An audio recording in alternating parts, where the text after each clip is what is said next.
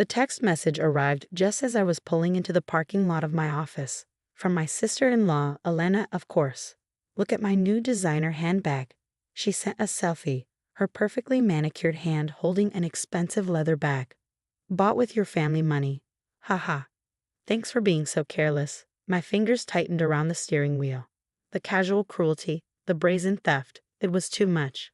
My name is Sophie Martinez, 35 years old, a project manager at a tech startup in San Francisco. And for the past 6 months, my sister-in-law had been systematically draining a trust fund that wasn't hers to touch. The trust fund had been my grandmother's final gift.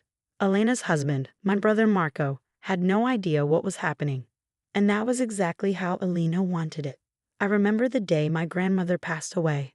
Elena had been hovering near the lawyer's office, asking endless questions about inheritance. My grandmother Maria, a first-generation immigrant who had built a successful cleaning business from nothing, had always been strategic. The trust fund wasn't just money, it was a legacy. This is for your education, for your dreams, she told me years ago. Never let anyone take away what you've worked for. Those words echoed in my mind as I stared at Elena's message. $450,000 gone. Spent on designer bags, luxury vacations, expensive jewelry, all while claiming it was her money to spend. The first hint of trouble came 6 months ago. A strange withdrawal from the trust account. Then another. Small amounts at first, carefully calculated to avoid immediate detection. But Elena wasn't careful enough. I'd inherited my grandmother's sharp mind. Working in tech had taught me about data, about tracking, about finding patterns. And I knew something was wrong. Mr. Rodriguez, my grandmother's longtime lawyer, had been the first to raise a red flag. Someone's been accessing the account, he told me during our confidential meeting. But the signatures don't quite match. Elena had forged documents, carefully, meticulously, but not perfectly. My brother Marco was oblivious. A construction worker who trusted his wife completely. He had no idea about the intricate financial details. Elena managed their finances, and she made sure he saw only what she wanted him to see. We're saving money, she'd tell him. Don't worry about the details. But I worried. I investigated. Bank statements, digital trails, every piece of financial documentation became a puzzle I was determined to solve. Elena thought she was smart. She thought no one would notice. She'd been slowly transferring funds, creating fake invoices, manipulating account statements. But what she didn't know was that my grandmother had built in multiple layers of protection. Hidden clauses, specific conditions, and most importantly, original notarized documents that could never be truly erased. I spent weeks gathering evidence, silent, calculating, waiting for the perfect moment. Each designer bag Elena posted, each luxury vacation she bragged about, they were pieces of evidence. Timestamps of her theft. Digital breadcrumbs leading directly to her crime. My tech background wasn't just a job. It was a weapon, and I was about to use it. The final piece of the puzzle came from an unexpected source. My Aunt Alina, my grandmother's sister, who lived in a small town in Arizona. I have something for you, she'd said during our monthly call. Something Grandma Maria wanted you to have. But only when the time was right. A small weathered envelope arrived a week later.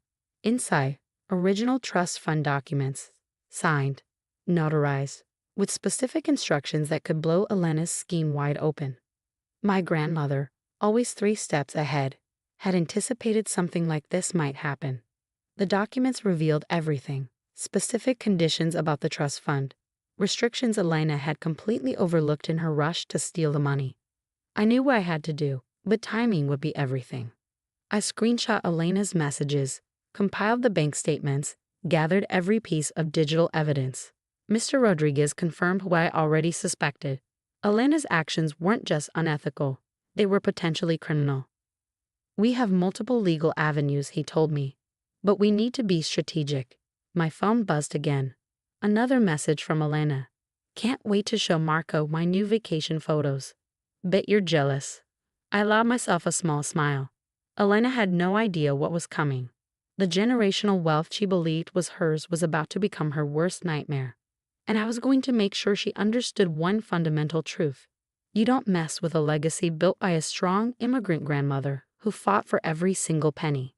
This wasn't just about money. This was about respect, about honor, about protecting the dreams my grandmother had worked her entire life to secure.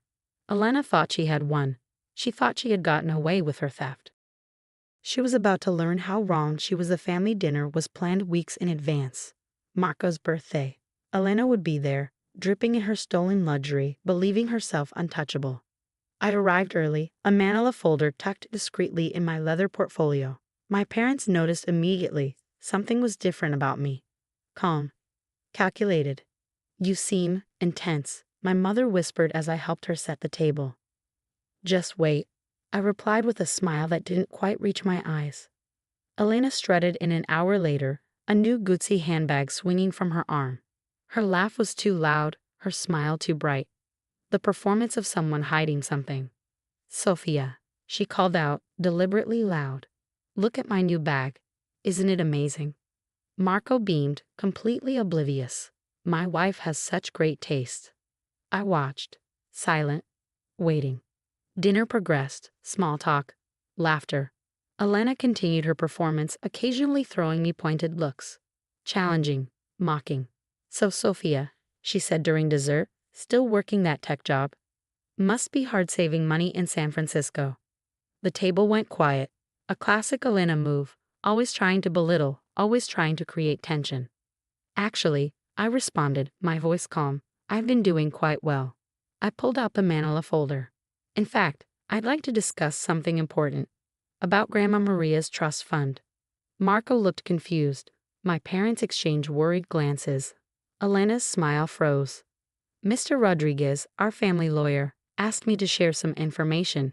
I continued, spreading documents across the tablecloth. Bank statements, forensic financial reports, copies of forged signatures, digital transaction trails. Elena's face transformed. The confident smile disappeared, replaced by a look of pure panic. "What is this?" Marco asked, picking up a document. Before I could answer, Elena interjected. "It's nothing, just some boring paperwork." But it wasn't nothing. It was everything. The documents revealed a meticulously planned theft. $450,000 systematically withdrawn. Fake invoices, forged signatures. Elena had been methodical in her approach. But she had overlooked one critical detail. My grandmother's original trust document contained a unique clause, a protection mechanism she had crafted decades ago, anticipating potential family conflicts. The trust fund, I explained, can only be accessed under specific conditions. Conditions Elena violated multiple times. Marco looked at his wife, confusion turning to suspicion. "Elena," he asked, "what is she talking about?" I watched her carefully, saw the moment she realized her elaborate lie was crumbling. "It's not what it looks like," she stammered. But it was exactly what it looked like. Mr. Rodriguez had prepared everything. Legal documentation showing each fraudulent transaction, forensic evidence tracing every stolen dollar. The luxury bags, the vacations, the jewelry, all purchased with stolen money. "The bank has been notified," I said quietly. "The FBI Financial Crimes Unit is involved." Marco's face went pale. Elena's confident facade completely shattered. "You can't do this," she whispered. But I could, and I would. My grandmother hadn't just left me money. She'd left me a blueprint for justice. Each transaction is documented. I continued. Forged signatures, unauthorized transfers. This isn't just about the money. This is about breaking trust. Marco looked devastated. His perfect world, his perfect marriage was unraveling in front of his family. Elena tried one last manipulation, tears welling up. The victim performance she had perfected over years. "It was just a mistake," she pleaded. "I was going to pay it back." But the evidence told a different story. Months of calculated theft, deliberate deception. My Aunt Elena, who had delivered the original documents, spoke up. "Your grandmother always said," she told me, "protect the legacy, but also give people a chance to make things right." I understood what she meant. "You have two choices," I told Elena, my voice steady. "Voluntary restitution and potential reduced legal consequences, or full prosecution."